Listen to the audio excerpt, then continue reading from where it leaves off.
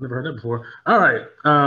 Welcome everyone to another episode of Geek Vibes Interview brought to you by Geek Vibes Nation. I'm your host, Don Fisher. And today I have with me an actor, producer, director, and also a musician.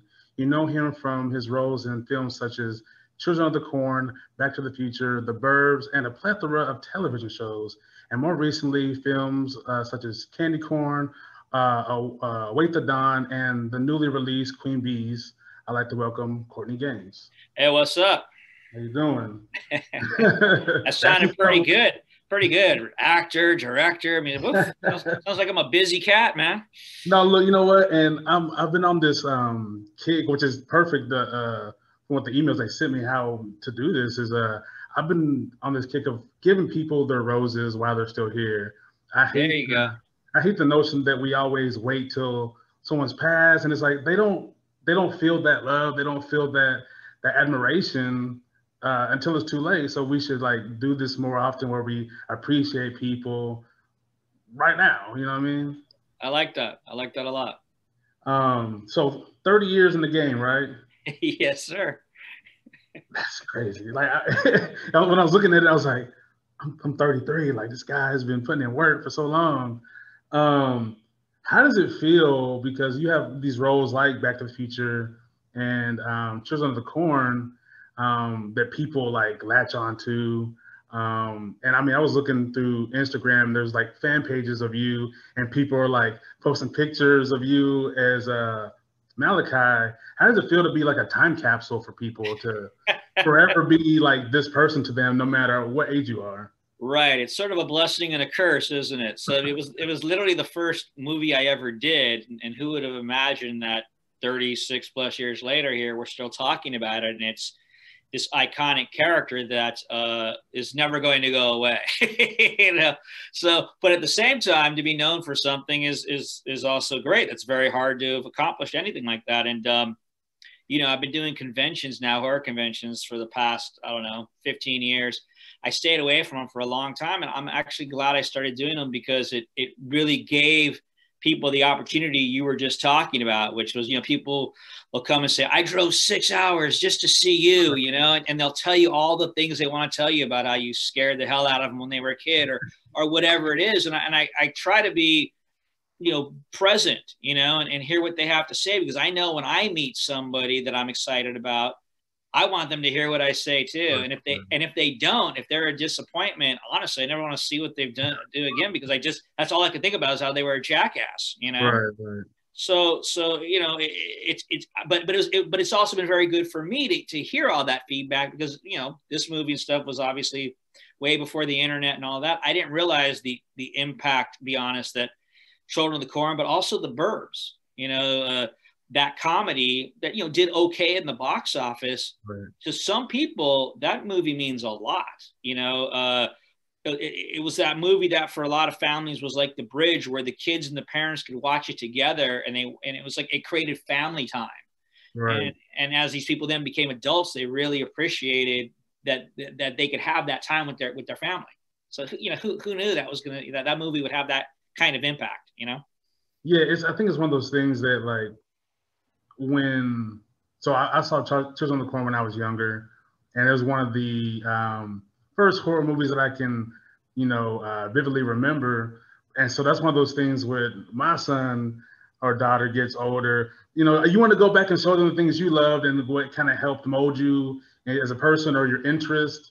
And with the films back then, I think, sometimes I know the industry is about money, but the cult movies are the ones that kind of withstand the test of time that people Correct. are going to constantly go back to. And you have these characters that stand out and people are always going to remember.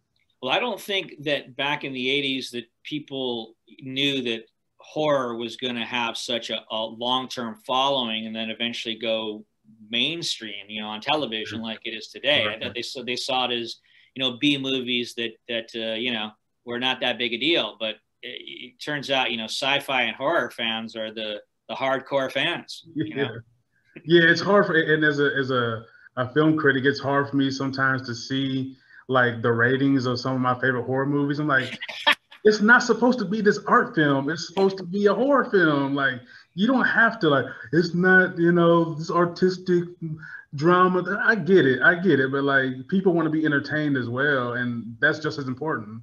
Yeah, I remember this film critic in Los Angeles on ABC television panned me in the movie. It was like the first thing I'd ever been in, and I mean, he just ripped me a new one. And it was as a young kid, it was like a kind of a shocking thing. But I always say, he's not doing that anymore, and I'm still here. And, people come up to me and tell me they literally had nightmares about me. I figure if you can get that far into someone's subconscious, you've done something right. For sure. So you have this, you're in this new film, Queen Bees. Yeah. I haven't had a chance to view it yet. I just got sent the link. But I noticed that, like yourself with this long career, the cast is a bunch of like seasoned veterans that I'm sure that you don't have to direct too much, but you still can learn from a lot of these people. So what is it like working on a film like that? You're absolutely right. So I just had a cameo in this, but it made the trailer, which really was a nice surprise. But yeah, the reason I did the role was because I got to work with Ellen Bernstein, I got to work with Jane Curtin, I got to work with Loretta Devine, and I got to work with I can't shoot. I'm blanking. One of the sexiest women of all time. It'll come to me in a minute. When I have to think of names, I blow it. Anne Margaret. Oh yeah. Anne Margaret. I mean, so what was really cool about that was it was a scene that the first part of it took place in this diner, and then I steal a purse, right? And they come out in the outside and catch me. And I'm trying to get on my motorcycle. But so my character was sitting there watching them. So I got to watch them do this scene before my part for, the day. And it was great to watch each of them work because they all worked very differently. I mean, Ellen Bernstein is a method actress. She's famous for coming from that whole New York school, and so to watch her work in Conjure, and then to watch Anne Margaret, who is just such an icon from her era, knowing how to be charming and charismatic, and then to watch like Loretta Devine listen, she listened with her eyes, so great. And then Jane Curtin, I mean, she's, Saturday Night Live, I mean, her comic timing is like impeccable, and you'd watch each one of them doing their thing and how that all worked together. And that's, as an actor, that's what I love. I love watching people's methods and styles and techniques and their geniuses. And I got to watch 4 iconic actresses for hours just do what they do. And that was a great experience for me.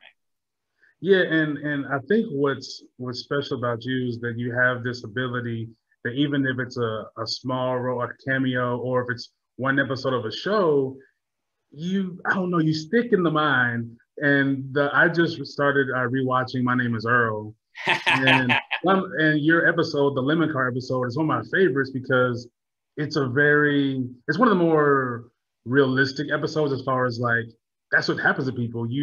Someone does something scummy to you, and then you're like, is this how people are? And then do I in turn return the favor to someone else? And it goes to this whole thing, and it's funny because before I had a chance to interview you, I had just watched the episode. Oh, great. Of this episode, and then in my email, I'm like, oh, what a coincidence. Things just started aligning in a certain way. But yeah, I think that's, a skill set that you have is that you have this, obviously staying power, but you were able to stick out in the mind very easily. Yeah, thank you very much. I appreciate that. Yeah, I was a fan of that show. I love even though, as a comedy, it had, like you said, an undertone that was something that made people think. And that was fantastic. I auditioned for that show for 4 seasons. I went in that many, many times trying to get a job. And because I just really liked the show. And ironically, I ended up getting by far the best role that I auditioned for. And I think what made that role great for me, or gave me, I got to combine. I've played like nerds, like say Can't Buy Me Love, right? And I've played tough guys and other things, or crazy guys and other things. But in that, I got to sort of play both. And in the beginning, he's just a wide-eyed, doughy guy, and then, like you say, life turns him. By the time you see him now, he's crazy and disenfranchised with the world. That's kind of like, in a nutshell, what I do best, right? So it was great to get to do all of that in one show, and a show that I liked. And my son at the time was going to high school not too far from there, and he was a fan of both those actors. So I got to bring him to set, and rarely, you can impress a teenager, and he was just overjoyed to get to meet these guys. So that was a great moment for me on that level too. Yeah, man, it's so great. And I know you have some upcoming projects, right? You have one called River, I believe. Yeah, so River's coming out July 13th, and it's it would go into the sci-fi category, but it's a real independent movie with a very small cast, and there's not a lot of CGI or anything. It's sort of got alien undertones to it and things. It's a very cool little project, though, and I'm glad Gravitas Pictures picked it up, and it's going to get out there, because you never know when you make an independent film when it's going to see the light of day. And this one got turned around really, really quick, which I think speaks to the quality of the film. Yeah, and I've been have a growing appreciation for Gravitas. They've been putting out a lot of great films over the past 2 years. So I expect, without having known anything about the movie, other than just told me, that it's going to be good. I haven't seen them put out anything bad recently.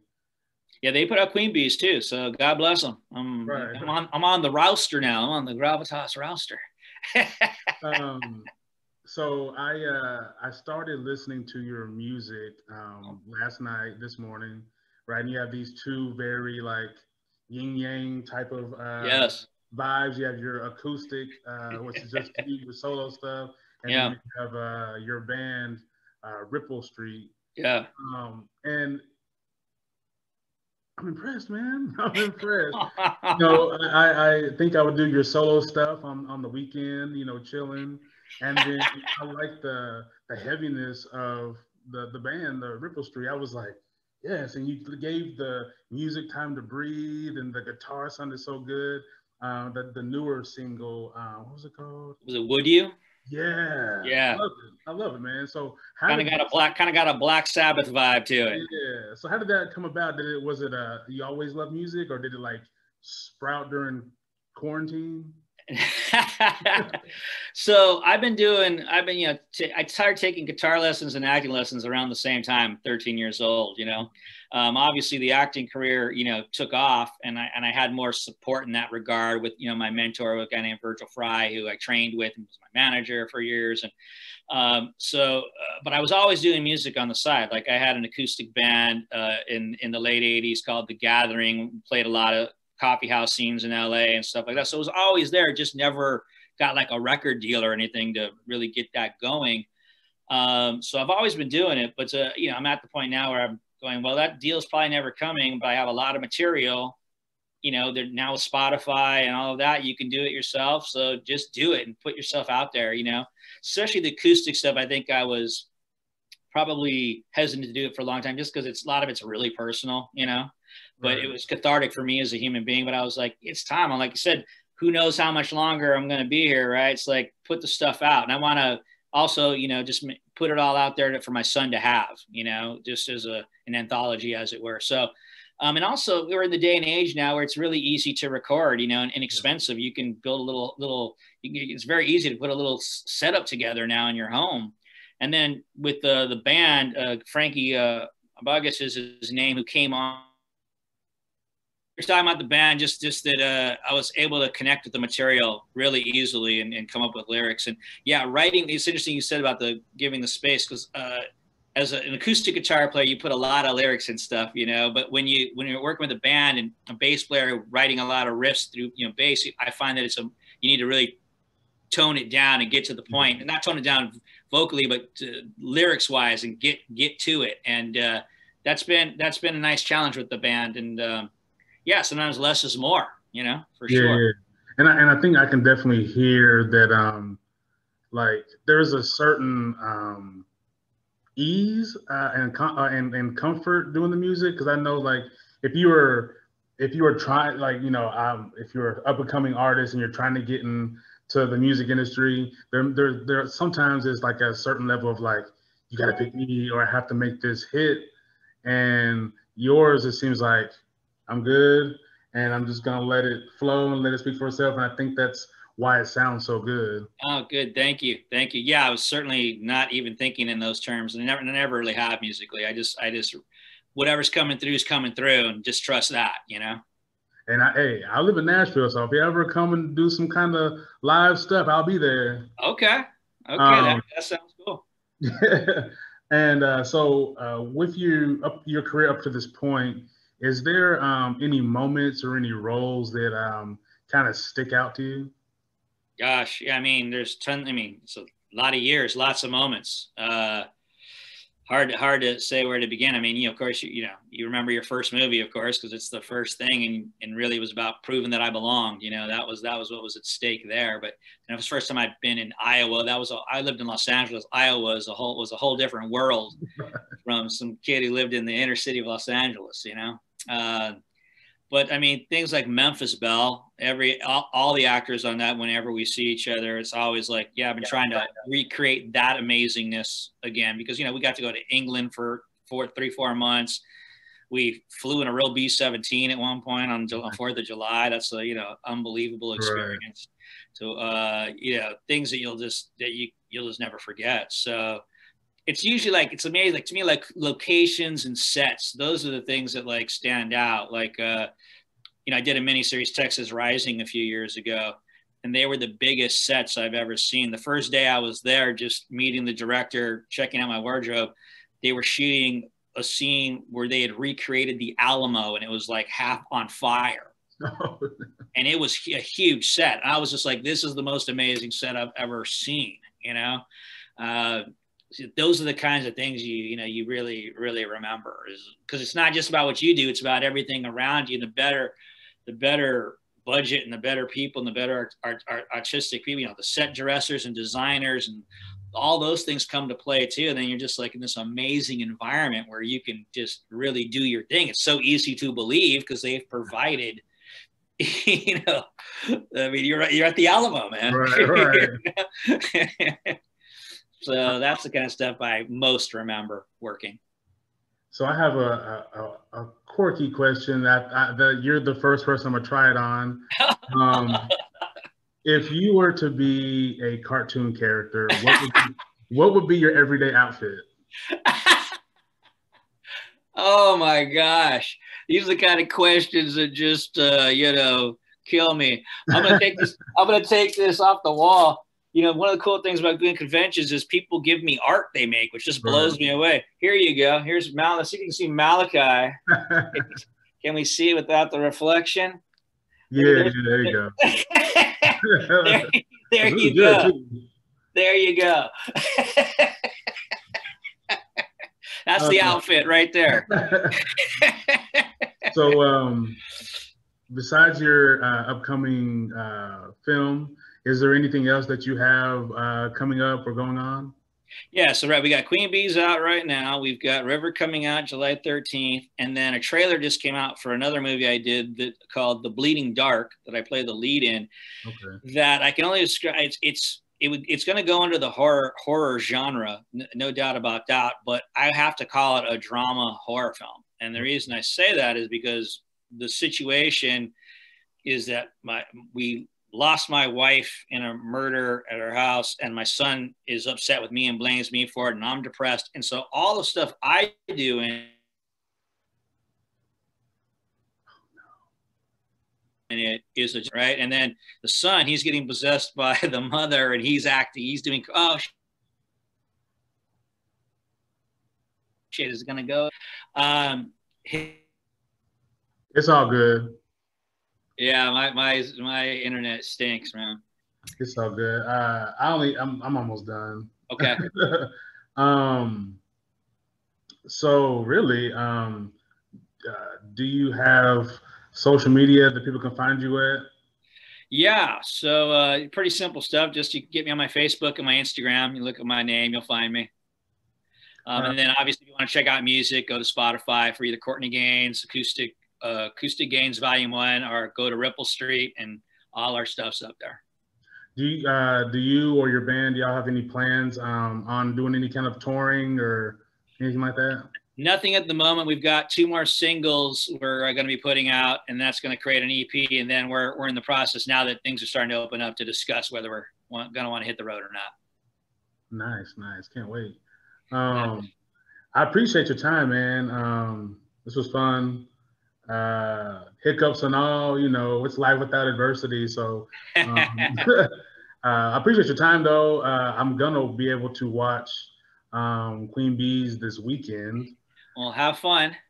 And yeah, and I'll be on the lookout, and everyone will be on the lookout for River. And you said Bleeding Dark. Bleeding Dark. Yeah, it should be out sometime later this year. Cool, man. So yeah, again, thanks. And hey, here's your flowers, your roses. Hopefully you get more of them because you deserve it. And hopefully I can somehow muster up a trend where we do things like these more often because you know, more people are deserving of their love before all the dark and gloomy stuff, you know. There you go. Very good. I appreciate the acknowledgement and I appreciate you doing this. You have a good day. You too. All right.